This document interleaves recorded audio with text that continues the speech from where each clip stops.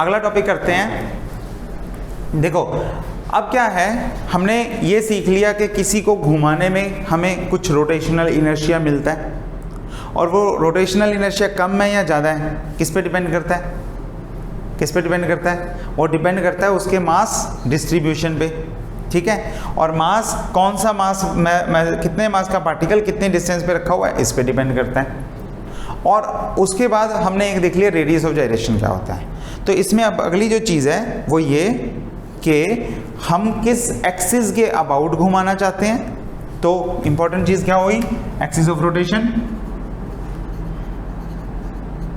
हम किस एक्सिस के अबाउट घुमाना चाहते हैं, और दूसरी चीज़ कि किस तरह की शेप है बॉडी की, ठीक है, किस तरह की शेप है। तो अगला काम हम ये करते हैं कि 2 थ्योरम्स सीखते हैं, ठीक है। और वो 2 थ्योरम्स जो हैं वो हमें बताएंगी कि अगर आपने एक एक्सिस पे वैल्यू निकाल ली तो बाकी के एक्सिस पे वैल्यूज़ कैसे निकाल सकते हो, और पहले एक्सिस पे कैसे निकाल सकते हो वो हमें पता ही है। वो हम यही वाला फॉर्मूला लगाएंगे जो हमने अभी सीखा है, MI/RI स्क्वायर समेशन, ठीक है, यही वाला फॉर्मूला लगाएंगे।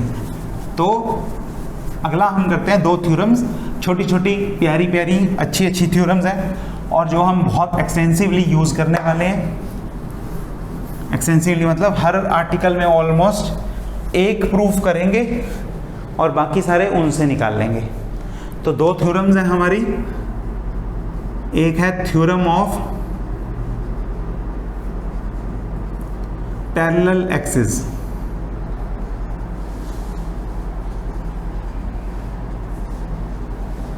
और दूसरी है थ्योरम ऑफ, क्या होगा पैरेलल के साथ? परपेंडिकुलर। तो दूसरी हो जाएगी थ्योरम ऑफ परपेंडिकुलर एक्सिस।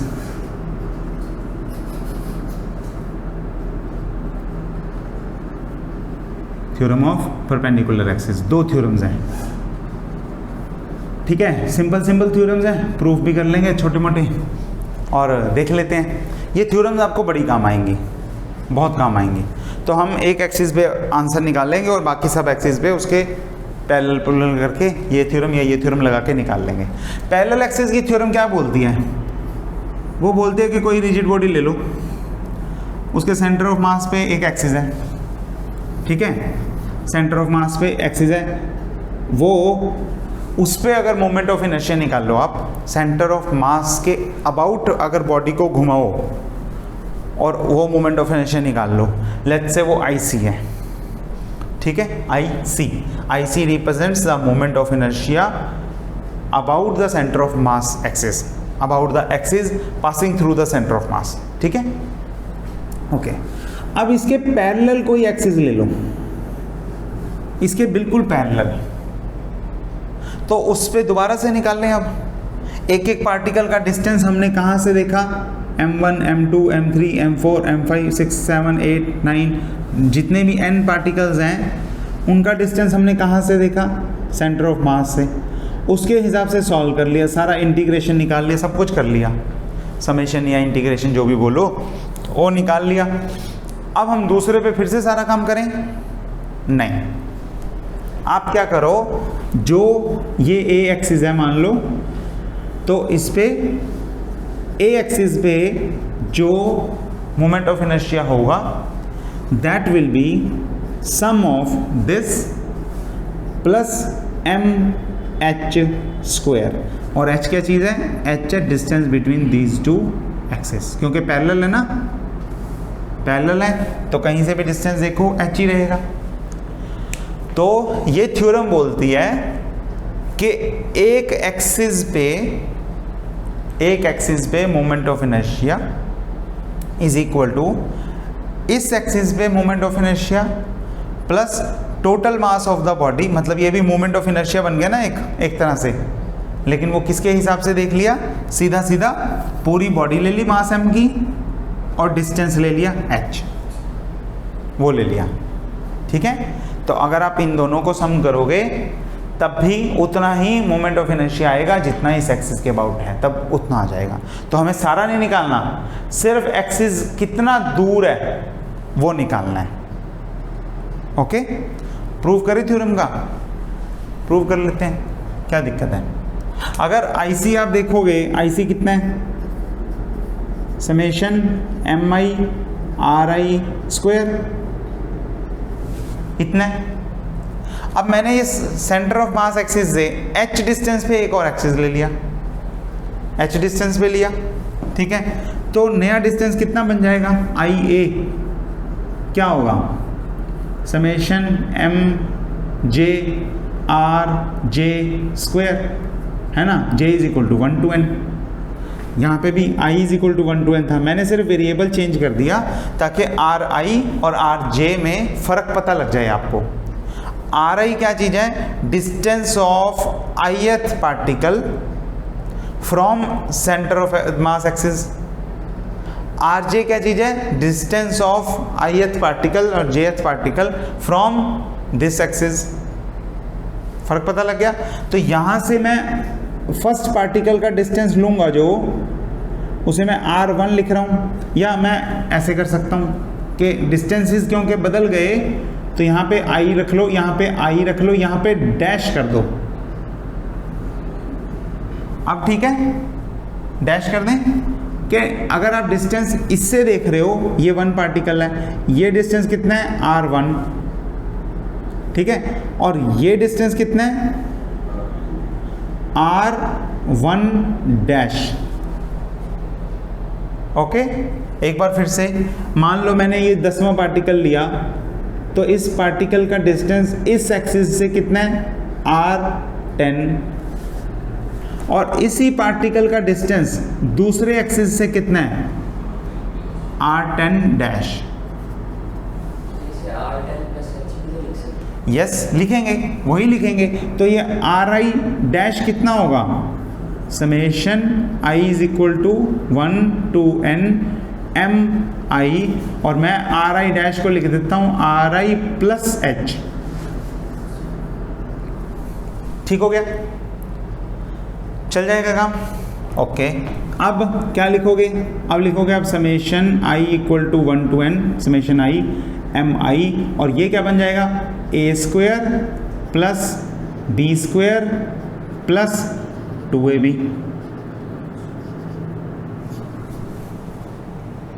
चलेगा, ओके। अब अलग अलग लिख सकते हैं, समेशन I MI RI², ठीक है, plus summation MI H² plus summation 2 बाहर निकाल लिया मैंने, समेशन I MI अंदर ही लिख देता हूँ एक बार के लिए, 2RIH। चल जाएगा, ओके। ये क्या चीज़ है, summation MI RI², centre of mass वाला एक्सिस, ठीक है। तो पहली चीज़ आ गई, कितना आया, सेंटर ऑफ मास वाला मोमेंट ऑफ इनर्शिया, ठीक, plus summation MI H²। H तो कांस्टेंट है ना, उसका डिस्टेंस कांस्टेंट है ना, तो H² कांस्टेंट से बाहर आ गया, और समेशन MI क्या हो जाएगा, अगर आप सारे मासेस को जोड़ दोगे तो कितना आ जाएगा, total mass of the body, ठीक है। तो ये भी हमें पता लग गया कि ये कितना है, ये है MH²। क्लियर है, सिर्फ लास्ट टर्म रह गई, और लास्ट टर्म आपको समझ में आ गई होगी अब तक कि 0 ही होगी तभी आंसर आएगा है ना। और 0 कैसे होगी, ये देखो, आपको हमें पता centre of mass equally distribution होता है ना, दोनों तरफ इक्वल डिस्ट्रीब्यूशन है। तो अगर 1 इधर से कुछ दूर है तो R1 मतलब अगर इधर है तो R2 उधर है, तो अगर आप इस डायरेक्शन को पॉजिटिव मानोगे तो जितना मास इस तरफ है उतना ही मास उस तरफ है, अगर आप इस डायरेक्शन को पॉजिटिव मानोगे तो ये नेगेटिव हो जाएगी। तो अगर M1 R1 पॉजिटिव है और M2 R2 नेगेटिव है और दोनों बराबर हैं, तो ये सम जो है टोटल क्या देने वाला है, 0 है कि नहीं, क्योंकि RI जितनी बार जितने मास पे पॉजिटिव होगा उतने ही मास पे नेगेटिव भी होगा, तो दोनों की प्रोडक्ट प्लस माइनस करके सम करके 0 आने वाली है। तो ये टर्म तो 0 ही है। तो क्या बचा, I C plus M H square, यही तो लिखा था थ्योरम ऑफ पैरेलल एक्सिस। देख लो, चल जाएगा काम, सिंपल है। डाउट है तो पूछ लो, ठीक है, ओके। तो अब थ्योरम ऑफ परपेंडिकुलर एक्सिस भी कर लेते हैं, वो तो और भी ज़्यादा आसान है। देखो क्या है, मान लो मैंने ये प्लेन ले लिया, प्लेन कौन सा लिया, एक्स और वाई प्लेन ले लिया, ठीक है, एक्स एक्सिस या वाई एक्सिस, यहाँ पे ऐसे मान लेता हूँ, वैसे अंदर मानना चाहिए लेकिन मेरे को 3 डायमेंशनल बनाना है। तो पहले मैं थ्योरम लिख देता हूँ, ये हो गया z, ये हो गया y, ये हो गया x। ये प्लेन मैंने 3 डायमेंशनल बना लिया। एक एक्सिस जो है वो एक्चुअल में बाहर है, ठीक है, ऐसे है, कौन सा वाला, x एक्सिस, ऐसे है। और बॉडी भी ऐसे ही रखी हुई मैंने बॉडी xy प्लेन में रखी है। तो थ्योरम ऑफ परपेंडिकुलर एक्सिस क्या बोलती है, पहले समझ लेते हैं। वो बोलती है कि जिस प्लेन में बॉडी है उसके परपेंडिकुलर अगर आप एक्सिस में ये निकालोगे तो वो किसके इक्वल आएगा, उस प्लेन के एक्सिस ऑफ रोटेशंस में जो मतलब एक्सिस बनते हैं उनमें जो मोमेंट ऑफ इनर्शिया है उन दोनों का सम। तो बड़ी सिंपल सी थ्योरम है, हम इसे यहाँ से समझते हैं। तो मान लो ये कोई बॉडी है एक्स और वाई प्लेन में, ठीक है। तो अगर मैं एक्स एक्सिस के अलोंग इस तरफ बॉडी को घुमाऊं तो कुछ मोमेंट ऑफ इनर्शिया होगा, सेंटर से लेके जाना है, सेंटर ऑफ मास से लेके जाना है, कुछ मोमेंट ऑफ इनर्शिया होगा, ऐसे घुमाने में कुछ काम करना पड़ेगा, ठीक है। ये एक्सिस कौन सा था, जो बुक में है, जो प्लेन में है, ओके। अब दूसरा एक्सिस इसी प्लेन में कौन सा है, ये वाला, इसमें एक्स एक्सिस है और वाई एक्सिस है। तो मैंने अगर वाई एक्सिस में वो रखा तो उसके अराउंड भी घुमा सकता हूँ मैं, और एक्स एक्सिस में रखा तो इसके अबाउट भी घुमा सकता हूँ, ठीक है। तो अगर इसमें आई एक्स, इसमें moment of inertia I y, तो इसके परपेंडिकुलर अगर आप एक्सिस ले लोगे, कैसे घुमाओगे, इसमें ऐसे घुमाओगे, है ना, ऐसे घुमाओगे। तो इसमें अगर आप ले लोगे तो आई जेड, ठीक, तो बॉडी को आप ऐसे घुमा सकते हो जेड एक्सिस में, बॉडी को आप ऐसे घुमा सकते हो एक्स एक्सिस में, और बॉडी को आप ऐसे घुमा सकते हो वाई एक्सिस में। तो हम कह रहे हैं कि जिस प्लेन में आप घुमा रहे हो, जो 2 प्लेन में बॉडी ले रहे हो एक्स और वाई में, उन दोनों का मोमेंट ऑफ इनर्शिया का सम तीसरे के इक्वल आता है, जो कि दोनों के परपेंडिकुलर है, एक्स और वाई दोनों के परपेंडिकुलर है। ये बात समझ में आ गई? मुश्किल है? मुश्किल नहीं है, बिल्कुल मुश्किल नहीं है। देखो कैसे होगा, अगर मैं इस एक्सिस के अबाउट निकालूं, ध्यान से देख लेना, समझ में, यहीं पे समझ में आ जाएगा। अगर मैं इन दोनों, इस एक्सिस के अबाउट, एक्स एक्सिस मान लो, ये एक्स एक्सिस, इसके अबाउट निकालूं तो हर पार्टिकल का डिस्टेंस क्या होगा, ऐसे ऐसे होगा, कोई पास में कोई दूर, यहाँ पे भी कोई पास में कोई दूर। तो डिस्टेंस हम कौन से एक्सिस में देखेंगे, वाई में। अगर एक बार फिर से, अगर मैं इसे वाई एक्सिस में निकालूं, ऐसे वाई एक्सिस में, तो डिस्टेंस हम ऐसे ऐसे ऐसे किस में देखेंगे, एक्स में। तो अगर हम यहाँ पे कोई पार्टिकल लें, यहाँ पे कोई पार्टिकल लें, तो उसमें जो डिस्टेंस होगा, यहाँ पे पार्टिकल लें, उसमें जो y में डिस्टेंस होगा वो किससे मिलेगा, x से। और जो x में डिस्टेंस होगा वो, मैं ऐसे नहीं बनाता, आपको एक बार इससे कन्फ्यूज़न होगी, मैं दोबारा बनाता हूँ, दूसरी तरफ बनाता हूँ, उसमें हम 2 डायमेंशनल में समझ के इसे और 3 डायमेंशनल में लगा देंगे, ठीक है। तो अगर मैं ये बॉडी लूँ, ये x एक्सिस और y एक्सिस लूँ, ये x लिया मैंने, ये y लिया, ठीक है। तो ये वाले पॉइंट में अगर मैं इस एक्सिस से डिस्टेंस देखूंगा तो वो कितनी होगी, ये वाला परपेंडिकुलर टू दैट, और वो कितनी है, y। हम ऐसे ही निकालते हैं ना coordinates p x y, x पे परपेंडिकुलर लेते हैं y आ जाता है, y पे परपेंडिकुलर लेते हैं x आ जाता है। और यहाँ पे अगर y से डिस्टेंस देखूंगा तो वो कितना होगा, x, ऐसा ही है। तो ix कितना आएगा यहाँ पे, ix आएगा समेशन mi yi स्क्वायर। बोलो आएगा कि नहीं? अगर x एक्सिस के अबाउट बॉडी को घुमाएंगे तो हर पार्टिकल का डिस्टेंस क्या होगा, x से देखेंगे वो होगा y, यहाँ पे y, यहाँ पे y2, यहाँ पे y3, यहाँ पे y4, यहाँ पे y5, ऐसे नीचे ही y6, 7, 8 कुछ भी मान लो, वो डिस्टेंस हमेशा कितना होगा, y। यही देखा था हमने। और अगर हम y एक्सिस के अबाउट बॉडी को घुमाएंगे तो हर बार वो डिस्टेंस कितना होगा, x। यही देखा था हमने। तो दोनों का सम कितना आएगा, दोनों का सम आएगा summation mi xi square plus yi square. ठीक है, बोलो पता लगा कि नहीं, क्लियर है? ठीक, तो दोनों चीजें हो गई, यहां तक पहुंच गई।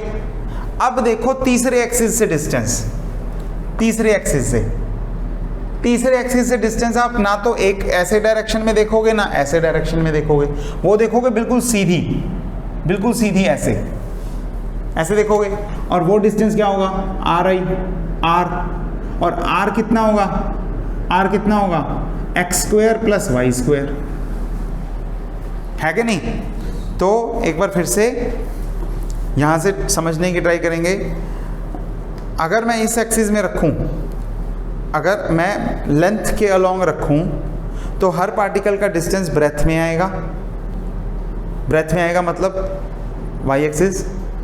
अगर मैं हर उस एक्सिस को ब्रेथ में रख दूं, ब्रेथ के पैरेलल, तो हर पार्टिकल का डिस्टेंस लेंथ में आएगा। ठीक है, तो ये हो गया x के केस में y और y के केस में x। ओके, अब मैं अगर z एक्सिस में रखूंगा इसे, z में, तो मेरे को हर पार्टिकल का डिस्टेंस देखना पड़ेगा ऐसे सीधा, उस सेंटर से उस पार्टिकल का डिस्टेंस वो होगा r, और r जो होता है वो होता है x square plus y square. तो ये technically summation mi ri square है, जो कि किस में है, z एक्सिस। तो i z किसके इक्वल आ गया, i x plus i y किसके इक्वल आ गया, i z के। This is the theorem of perpendicular axis. तो आपने प्लेन का ध्यान रखना है, कौन से प्लेन में है वो, और उसके परपेंडिकुलर कौन से दो एक्सिस उसी सेंटर ऑफ मास वाले पॉइंट से क्रॉस करके जाते हो। ऐसा ना हो कि एक को यहाँ पे मान लो और एक को यहाँ पे मान लो, ऐसे नहीं लेना, उसमें से इंटरसेक्टिंग होना चाहिए वो। ठीक है, तो उसके हिसाब से आपको ये थ्योरम मिल जाएगी। क्लियर है? तो हमने ये भी सीख लिया, दो थ्योरम सीखी। एक पैरेलल एक्सिस, ये क्या बताती है कि अगर मेरे को इसके अबाउट पता है अपना आंसर, तो मैं इसके पैरेलल किसी भी एक्सिस पे अपना आंसर निकाल सकता हूँ, इसके पैरेलल। ठीक है, दूसरी थ्योरम बताती है कि अगर मेरे को इसके अबाउट आंसर पता है तो मैं इसके परपेंडिकुलर में किसी भी एक्सिस से अपना आंसर निकाल सकता हूँ, इसके परपेंडिकुलर में। अब हम क्या करेंगे, हम अलग अलग शेप्स लेंगे, जैसे रेक्टेंगल मान लिया, सर्कल मान लिया, रिंग ले ली, डिस्क ले ली, स्फीयर ले लिया, सॉलिड स्फीयर ले लिया। अलग अलग शेप्स लेके उन्हें अलग अलग एक्सिस पे घुमा घुमा के देखेंगे कि किस पे ज़्यादा काम करना पड़ता है, किस पे कम काम करना पड़ता है। क्लियर हो गया? चलो ठीक है, ये हम अगली क्लास में लेक्चर अगले कल सीखेंगे। अभी आपने ये पक्का करके आना है मोमेंट ऑफ इनर्शिया क्या होता है, रेडियस ऑफ जाइरेशन क्या होता है, और किस तरह से हम थ्योरम ऑफ पैरेलल एक्सिस और परपेंडिकुलर एक्सिस क्या होते हैं, किस तरह से अप्लाई करते हैं इन चारों चीज़ों को, वो हम अगली क्लास में सीखेंगे। ठीक है।